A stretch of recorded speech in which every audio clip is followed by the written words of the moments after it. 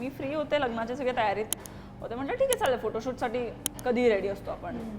तो बोलला की आपण असं असं ना एक यॉट आहे माझ्या मित्राचं, तिकडे जाऊन करूया. म्हटलं ठीक आहे. सो त्याने असं मला ड्रेस वगैरे आणून दिला की ओके हा ह्या एका ब्रँडचं कोलॅब आहे, सो कर तू. म्हटलं ठीक आहे. ड्रेस छान होता, मी घातलं गेले आणि आम्ही बोटमधून चाललेलो आणि अचानक असं समोर एक सजवलेली बोट होती, एक मुलगा आणि एक मुलगी उभी होती आणि मागून सूर्य होता, त्यामुळे मला चेहरे दिसत नव्हते, फक्त सिल्हूएट दिसत होतो. आणि हातात असा बुके वगैरे घेऊन होता. मी असं बघितलं की हा छान कपल आहे आणि बरं असं तिकडे तिकडे बघत होते आणि शिट्टी मारली आणि म्हणजे बोट तोपर्यंत जरा जवळ गेलेली त्या यॉटच्या. म्हटलं सौरभ आहे. आणि मी इतकी शॉक्ड होते. माझ्याकडे म्हणजे ते व्हिडिओज आहेत, मी कधीतरी मे बी टाकेन मी ते सोशल मीडियावर. पण मला एक 15 सेकंद लागली हे ओळखायला की तो सौरभ आहे, कारण माझं बोलणं झालेलं, व्हिडिओ कॉल झालेला की तो शूटवर आहे, असं चाललंय तसं चाललंय. आणि मी कम्प्लिटली फोटोशूटसाठीच गेले होते. आणि ती जी दुसरी मुलगी होती ती माझी बेस्ट फ्रेंड होती, श्रद्धा म्हणून. आणि श्रद्धा आहे आणि ती असं की तिकडे काय बघतेस, आम्ही कधीपासून तुला असे हाय हाय करतोय. आणि त्याने ती बोट अशी छान फुग्यांनी सजवलेली, हातात बुके वगैरे होता.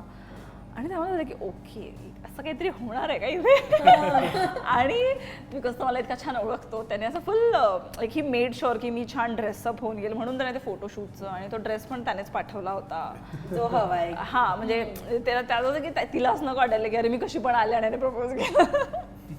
सो त्याने छान ते फोटोशूटचं रिझन सांगून तो छान असा ड्रेस पाठवला. आणि मग तिकडे गेल्यावर असं फुल सनसेटच्या बॅकग्राऊंडमध्ये फुल प्रपोज वगैरे एकदम जसं ते फिल्मी बॉलिवूड स्टाईल असतं सगळं. माझी बेस्ट फ्रेंड माझ्याबरोबर होती आणि अजून माझ्या फ्रेंड्सना बोलवलेलं, बट सगळे बिझी असल्यामुळे येऊ शकले नव्हते. पण माझी बेस्ट फ्रेंड होती, माझा एक मित्र होता जो फोटोग्राफर होता तो, आणि सौरभ होता, मी होते. आणि मला चीज केक आवडतं म्हणून त्याने चीज केक, पिझ्झा असं सगळं. पण तुला मँगो चीज केक आहे. ओ येस. सो फक्त प्रपोज नाही, प्रपोज ऑफकोर्स ते हाच बोलणार होता कारण तो लग्न ऑलरेडी ठरलेलं, पण तरी त्याने ते केलं. म्हणजे आता लग्न ठरलंय तर कशाला ना. आणि असं असतं ना एक ऑफिशियल प्रपोज तर झालंच पाहिजे. झालंच पाहिजे. ह्या बघणाऱ्या सगळ्या मुलांना मला सांगायचं की तो हा म्हणजे ते झालंच पाहिजे. प्रपोज तर झालाच पाहिजे ना, म्हणजे तो प्रत्येक मुलीचा हक्क असतो. करेक्ट. सर पण तू ते कसं मॅनेज केलंस रे? माझं शूट काय माहिती तेच आहे, लपवणं आपलं शूट आहे. परत काय झालं, तारीख 24 का 25 तारीख होती आणि मी सुट्टी टाकलेली आणि त्यांनी मला सांगितलं की नाही रे तुला शूटला यावं लागणार. ॲज युजल ठीक आहे येतो. नंतर गेलो. आणि पण मला एक पॉईंटला ते चांगलं झालं की सकाळपासून लपवावं नाही लागलं. त्यामुळे मी कसं केलं की हिला सांगितलं की मला शूट आणि इथे नेटवर्कचा इश्यू. आणि मी बऱ्याच वेळा मी तिला व्हिडिओ कॉल वगैरे करत होतो. बरोबर स्टार्टिंग मी पूर्ण प्रेप खूप स्ट्रॉंग दिलेलं एकदम. शूटवर होता आणि ही निघाली वगैरे तोपर्यंत पण ठीक आहे. मी तिला बोललो इथे ना नेटवर्कचा प्रॉब्लेम आहे, बेसमेंटला सीन चालू आहे, तर कदाचित 1-2 तास माझा फोन लागणार का तर मी ट्रॅव्हल करत होतो.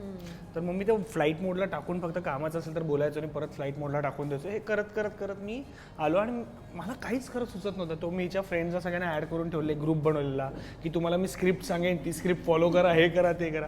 हर्षलची खूप असं म्हणजे खूप हेल्प झाली. ते तो ॲज अ फोटोग्राफर त्यांनी ती आयडिया दिली आपण असं करतोय. पण म्हणजे मी ड्रेस आपण हिला पोचता करतो, मी सगळं करेन. ते ड्रेसचं ट्रायल झालं, सगळं झालं. त्यात गुफप पण झालं की मी एक अंगठी मागवलेली, ती अंगठी नीट प्रॉपर बसणार नाही मला कळलेलं. अरे ही अंगठी येणार नाही.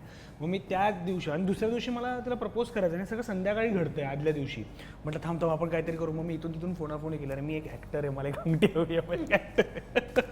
आणि तशी करून एक अंगठी फायनली मला एक मॅनेज झाली. हिअरिंग एंगेजमेंटची. हा ही एंगेजमेंटची आहे, ती वेगळी आहे. कॅमेरा दाखव. मस्त आहे. ही कोणाची चॉईस आहे तुमच्या रिंग्स? ह्याच्यामध्ये हे कॉमन आहे पिंक. पिंक्स म्हणजे आमचं असं होतं की एक काहीतरी वेगळी रिंग बनवायची होती आम्हाला. आणि आम्ही दोघेही क्रिस्टल्स म्हणजे आमच्याकडे क्रिस्टल्स आहेत, आम्ही त्यामध्ये खूप बिलीव्ह करतो.